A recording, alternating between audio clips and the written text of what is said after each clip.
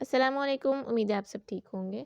आज हम डिस्कस करेंगे वो कुछ एरियाज़ जो कि जिन एरियाज़ में एक्सटर्नल ऑडिटर जो है वो इंटरनल ऑडिटर का काम यूज़ कर सकता है। चलिए स्टार्ट करते हैं। External auditor shall not use work of internal auditor in areas where high risk और जजमेंट इज़ इन्वॉल्व्ड। जहाँ पे हाई रिस्क हो और जजमेंट इन्वॉल्व हो उस एरिया में इंटरनल ऑडिटर का काम यूज़ नहीं किया जा सकता। लेकिन ये कुछ सिनेरियोज़ हैं जिसमें जो इंटरनल ऑडिटर का काम यूज़ हो सकता है। Normally, work of internal auditor is used in following areas: documentation of accounting and internal control system, इसमें डॉक्यूमेंटेशन की गई हो, रिस्क असेसमेंट परफॉर्म की गई हो इंटरनल ऑडिट डिपार्टमेंट के through, testing of operating effectiveness of controls हो, substantive procedure perform किए गए हों जिसमें लिमिटेड जजमेंट हो। इसी तरह observation of inventory counts, for example जो ऑडिटर है एक्सटर्नल ऑडिटर वो बाज़ औक़ात जो है वो कंप्लीट इन्वेंट्री काउंटिंग कर सकता है, लेकिन अगर इंटरनल ऑडिटर ने काउंट की हुई है तो अगर उन्होंने यहाँ पे ऑब्सोलीट इन्वेंट्री की भी काउंट किया हुआ है तो वो एक्सटर्नल ऑडिटर के लिए यहाँ पे आसानी हो जाती है। Testing of compliance with regulatory requirements, tracing transactions through out the information system, जो सारे इंफॉर्मेशन सिस्टम है किस तरह जो ट्रांजेक्शन रिकॉर्ड हुई हैं किस तरह का सिस्टम है वो सब कुछ भी यहाँ पे इस इंटरनल कंट्रोल सिस्टम में इंटरनल ऑडिटर के वर्क को यूज़ किया जा सकता है, एक्सटर्नल ऑडिटर यूज़ कर सकता है। अच्छा, नेक्स्ट हमारे पास है evaluate adequacy of work of internal audit function, what to do and how to do if a work of internal auditor is used. अगर इंटरनल ऑडिटर का काम यूज़ किया जा रहा है तो किस तरह जो है वो उसको यूज़ किया जाएगा। अच्छा, क्या प्रोसीजर्स है उसके लिए। Auditor shall perform sufficient audit procedures on body of work to determine its adequacy for audit purposes including evaluating whether. अच्छा, work was properly plan, perform, supervise, reviewed and documented. External auditor के लिए ज़रूरी है कि जब वो internal auditor का काम यूज़ करे तो उससे पहले इन सारी चीज़ों को मद्द ज़हन नशीं रख ले कि क्या ये सारी रिक्वायरमेंट्स पूरी हुई हैं कि नहीं। जो काम है वो properly plan, perform, supervise, reviewed और डॉक्यूमेंटेड है या नहीं। Sufficient appropriate evidence was obtained to enable internal auditors to draw reasonable conclusions. Conclusions reached are appropriate and reports prepared by internal audit function are consistent with results of work performed. Any exceptions or unusual matters are properly resolved. ठीक है, तो ये सारा कुछ auditor देखेगा। Next, for such evaluation external auditor shall perform following procedures. ये पहले evaluation करेगा, उसके बाद ये वाले प्रोसीजर्स परफॉर्म करेगा। Re performance of work of internal auditor on sample basis to evaluate his conclusions.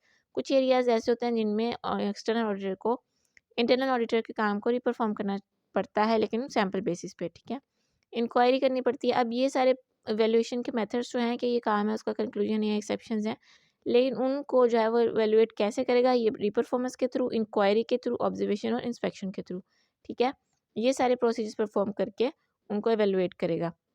Next हमारे पास है nature, timing and extent of testing of such work will depend on risk, materiality and judgement of area and competence and objectivity of internal audit function. ठीक है, जो nature है इसकी timing क्या है, एक्सटेंट क्या हो सकता है, ये सारा कुछ डिपेंड करता है कि मटेरियलिटी लेवल क्या है, रिस्क कितना है, जजमेंट है उस एरिया में कि नहीं है, कंपिटेंस लेवल क्या है, ऑब्जेक्टिविटी क्या है। ठीक है, नेक्स्ट हमारे पास है discussion with internal audit function.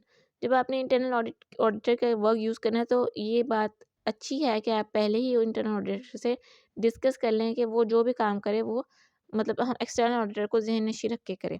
ठीक है, तो जिस तरह एक्सटर्नल ऑडिटर काम करता है उसके मुताबिक थोड़ा बहुत मोल्ड करके अपना काम करें। अच्छा, इसमें क्या हो सकता है, आप पहले जो है इंटरनल ऑडिटर से बात कर सकते हैं। It will be useful to discuss and agree following matters with internal auditor in advance. Nature of work performed, कि किस तरह का किस नेचर का काम होगा, क्या टाइमिंग होनी चाहिए। मतलब अगर ऑडिटर जो है उसने ईयर एंड पे या ईयर एंड के बाद 4 मंथ्स के अंदर अंदर रिपोर्ट देनी है तो उसकी टाइमिंग देख सकते हैं, उसका वो डिसाइड कर सकते हैं। एक्सटेंट ऑफ ऑडिट कवरेज, की किस हद तक जो है वो ऑडिट को कवर करेंगे। Materiality and performance, materiality, methods of item selection and sample size, documentation of work performed, review and reporting procedures। ठीक है, उसके बाद जब आपने इंटरनल ऑडिटर से बात कर ली तो आपने डायरेक्टर्स के साथ भी डिस्कस करना है कि हमने जो है वो इंटरनल ऑडिटर का वर्क यूज़ करना है, तो आपको कोई एतराज़ तो नहीं है। कम्युनिकेशन विद दोस्त साइड with governance, external auditor shall communicate the plan use of work of internal audit functions to दोस्त साइड with governance for the understanding of proposed audit approach. मतलब उनको जो है वो बताना लाजमी है क्योंकि वो भी जो है वो उस फर्म का, इस कंपनी का पार्ट है। ठीक है, तो अगर तो उनको एतराज़ होगा तो कोई मसला नहीं है, आप नहीं मतलब उनसे जो है बात कर सकते हैं, लेकिन अगर उनको एतराज़ नहीं है उनको, लेकिन उनको पता होना ज़रूरी है। नेक्स्ट हमारे पास है documentation. If external auditor uses the work of internal audit he shall document अगर वो यूज़ कर रहा है वर्क, तो उसको ये सारी चीज़ें जो है वो डॉक्यूमेंट करनी पड़ेंगी। Valuation of level of competence of internal audit function, क्या लेवल ऑफ कॉम्पिटेंस है, whether organisation status and policies and procedures of organisation support objectivity of internal audit function, whether function applies systematic and discipline approach.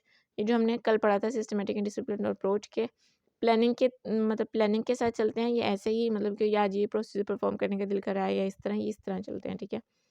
Basis of decision regarding nature and extent of work use, क्या decision basis होती हैं और procedures कैसे perform किए जाते हैं।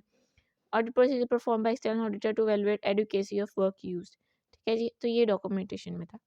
अच्छा जी, आज के लिए इतना ही। कोई क्वेश्चन हो तो आप पूछ सकते हैं। अपना ख्याल रखिएगा। अल्लाह हाफिज़।